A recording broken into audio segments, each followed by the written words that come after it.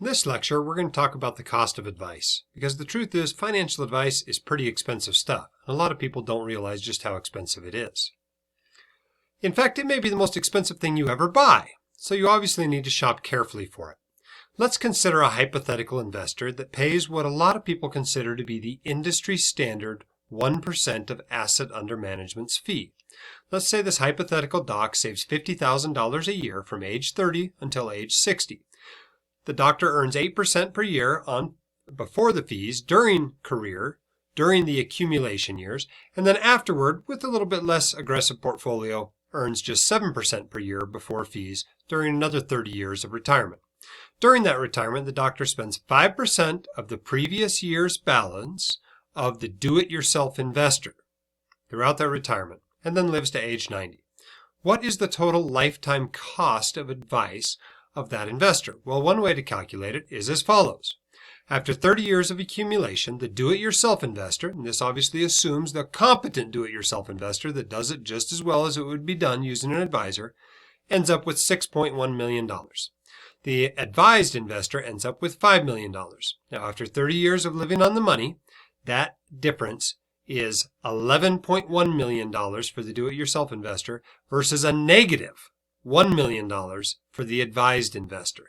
That's a $12.1 million difference. And probably more importantly, the advised client actually ran out of money. So even if you divide that $12 million difference by 60 years, a long time, the difference is still about $202,000 per year. That's awfully expensive financial advice. But what if this investor, instead of paying an asset under management fee, decided to pay a fair, flat fee each year? Just $5,000 per year, and we'll use all the other assumptions exactly the same.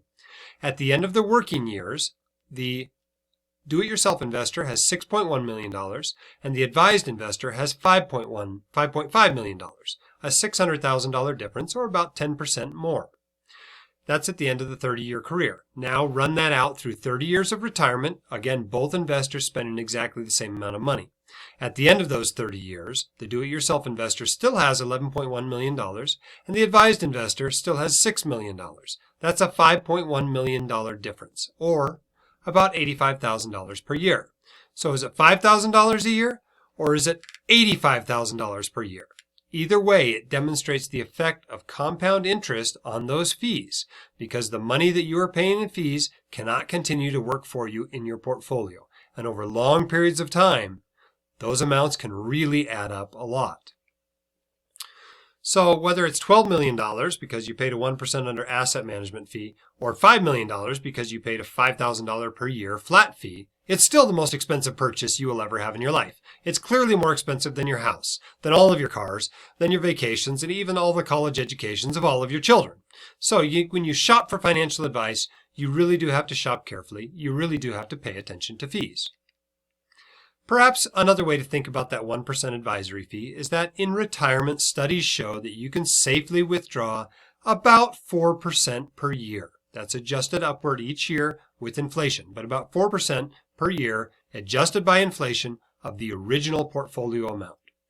So, if you are paying a 1% advisory fee as you go along, not only do you hit retirement with a smaller portfolio because it didn't grow as fast due to the drag of that fee, but that advisory fee during retirement is equal to about a quarter of your retirement spending. So if, for example, you were able to pull $120,000 out of your account every year, $30,000 of that would have to go to your advisor, and you could really only spend $90,000 a year instead of $120,000 a year. The bottom line is that fees should be a major consideration in choosing an advisor, and that the more that you can do yourself, the less financial advice you have to consume.